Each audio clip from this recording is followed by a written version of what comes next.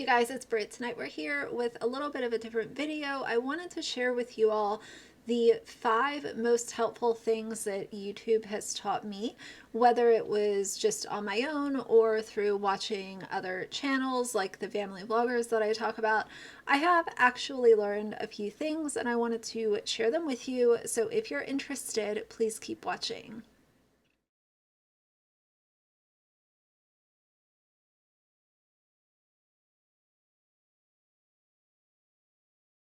All right, you guys, so during my time on YouTube, I have done a few other videos similar to this, but I figured that with new people that have subscribed to my channel, especially over the last several months, I figured that I would just revisit this and try to narrow down what I think my top lessons learned have been during my time on YouTube. And before anyone gets upset, I know I have a very tiny channel and this is not super solid advice, and I'm not saying that it's the law, but these are things that I have taken away during my time of making content on YouTube. I know that I have several subscribers who have inquired with me about, hey, I want to start a channel, like, do you have any tips? These are things that I would give anyone who came across me and asked the questions, what are kind of your top things that you've learned, you know, during your time, and these would be those things. So I don't know if this video is going to be helpful to one person, 10 people, don't know, don't really care, but it is out there for anyone who wants to listen and take any of it in. First things first, I want to say making videos is not a cakewalk, and not everybody is a natural in front of the camera, and I've talked about that before too, where talking to a lens as if it's somebody sitting in front of you is not something that comes super quickly to people. And I know that I've kind of changed my delivery and some of the mannerisms that I've had during my time. And that's only because now I am pretty comfortable talking to a lens. And whether or not you want to believe it, that did not come easy for me. And I don't think that it comes easy for a lot of people unless you have some sort of other experience, like you were some kind of performer, then maybe that would be a little bit different. But for me, I'm not a performer. I'm not someone who likes the center of attention to be on me. That would be one of the top things that I would mention, and it's not on this list, but just be kind to yourself. Give yourself practice runs. Give yourself some time to get adjusted. And it will come to you eventually. You will get more comfortable. But just be kind to yourself. Like, none of us are, out here celebrity status and, the best that has ever walked onto YouTube. Even people that have been doing it for years. So just be kind to yourself. Take some time. Give yourself patience. Give yourself grace. And if you're not happy with the end result, then you might have to refilm it. I've had to refilm many things, whether it was technical difficulties or I just didn't like how the video came out. Take 2. It's not that big of a deal. YouTube takes a lot of time, patience, and at times, multiple takes. All right, number 1 is everybody is a little hypocritical at times. I remember the first YouTuber that I heard of during my time of making content where everybody was labeling this person as the biggest hypocrite was Katie Joy. That was kind of my first run-in with everybody that I came across was calling her a hypocrite. And I do think that she's done a lot of hypocritical things. But in between discovering her and making other content over the last couple of years, I've also realized that we can all be a little bit hypocritical at times. Yes, I stand firm in some of my stances, but does that mean that once in a while I might not come off as a little bit of a hypocrite? No, because I'm not perfect and I'm not trying to be perfect. And there could be times where I said one thing and then I have a little bit of a different stance with this different situation. That's why I always try to take a case-by-case basis and focus on what am I seeing in front of me? How do I feel about this? What are my thoughts? And there are only a few things that I discuss that I have a very firm stance in, and I think that y'all know what those are.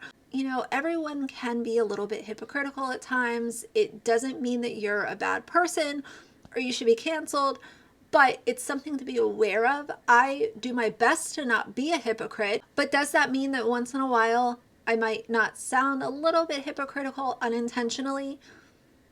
That could happen because, again, I'm not perfect. Nobody is. Next thing, oh boy, this is a big one. Don't lie. People online will lie. They will look you straight in your face and lie when it comes to making money or getting attention online. Even if they just want their video to go viral, people can look right in the camera lens and lie. I feel like I already had trust issues before even thinking about making YouTube videos, just because I'm a very skeptical person. But during my time online, I have really just had a full realization of how easily some people can lie. And it's actually kind of alarming because you'll see this video and it seems really heartfelt and like someone's being super honest about this really sad situation. And then you find out that they were lying and they did it with a poker face, all for, you know what, clicks and views, donations, money, whatever it is that they were searching for. It is just wild to me, like the amount of lying that I see not only on YouTube, but other social media platforms as well. The third item is people will root against you no matter what you say or do. And I've touched on this before, so I'm not going to get on my soapbox or anything, but there are just some people, and I'm not talking about people with criticism or anything like that. We know that's a separate conversation. There is a small percentage of people, and obviously that number will grow as your channel grows and as more people discover who you are. But there is that small percentage of people that no matter what you say or do, they are going to root against you.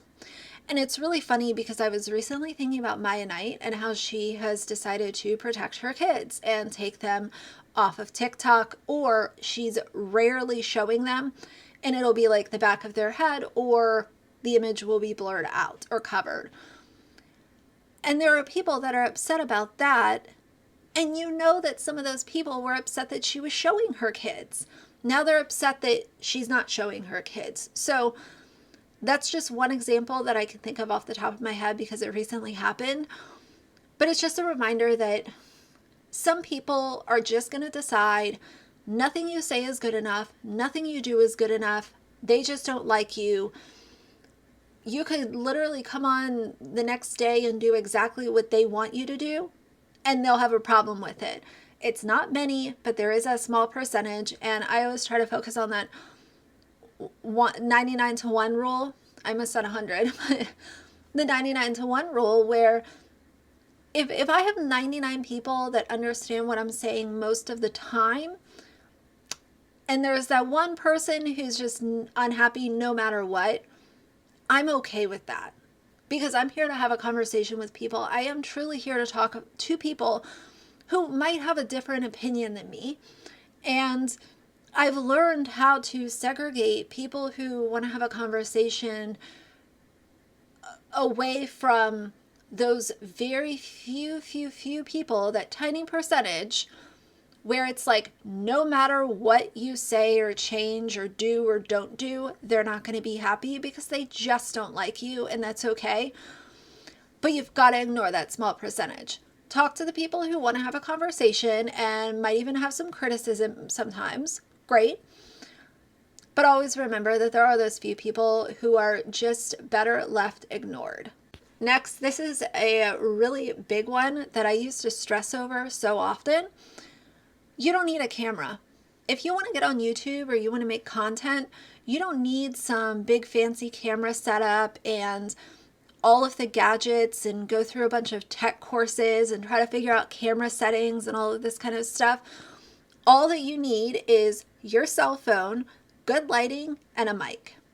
There's no need for people to, in my opinion, they come out and they say, I want to start a YouTube channel, but I'm not going to upload content until I have this camera, you know, this super expensive ring light, this blah, blah, blah. These backdrops that are all fancy and stuff, nobody needs that. All that you need is to be genuine, get yourself comfortable talking to a lens, and be diligent. Try to get on a routine, upload on a somewhat normal basis, and use your phone.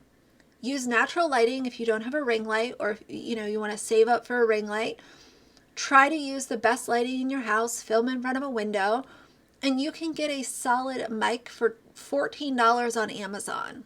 I'll link the first mic that I was using in my description box. It's I thought that I still had it over here, but I must have put it away. It's a super cheap mic. It did the job for almost 2 years for me, and I just recently upgraded my mic to the Rode Wireless Go 2, but this is literally, I got this in like October, like mid to late October, I think. Use your phone. These cell phones have really good cameras on them now. Do your best with natural lighting. Save up for a ring light or whatever lighting you want to use down the road, and invest that $12 to $15 on a mic, and you'll be good to go. Being consistent, even if your version of consistent is 4 uploads a month, try to be as consistent as you can and work your way up from there. Don't hold yourself back because you want this camera, because this vlogger says it's the best. Don't hold yourself back. Just work with what you have and change things, as your budget allows you to. I'm actually going to share a bonus one at the very end of this video, but my official 5th thing is that your viewers will make or break you. And I know that not everybody comes on YouTube for a certain amount of subscribers, and that's all good and well. I never had a goal either. I just wanted a community of people that would listen and talk back. And that's exactly what I have. Even though the number has grown, I've always had my core audience. If you upset your core audience, and if you really start being problematic and toxic, or you're, exposed for being a racist or something really bad like that, once you lose that core fan base that will watch anything that you upload, that's where you can really get into trouble. So number 1, don't be a jerk. But number 2, connect with the people who are willing to listen to anything that you have to say. Appreciate your community, whether it's 4 people or 4,000, it doesn't matter. Connect with those people, let them know that they're appreciated.